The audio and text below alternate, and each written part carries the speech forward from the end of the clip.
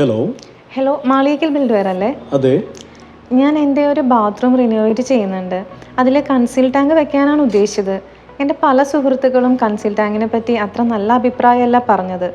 അതുകൊണ്ട് കൺസീൽ ടാങ്കിനെ കുറിച്ച് വ്യക്തമായ ഒരു അറിയുന്നതിനാണ് ഞാൻ വിളിച്ചത്. ഓക്കെ, തീർച്ചയായും ഞാൻ പറഞ്ഞുതരാം മാഡം. ഇത് പണ്ട് മുതലേ ഉണ്ടായിരുന്ന ഒരു തെറ്റിദ്ധാരണ മാത്രമാണ്.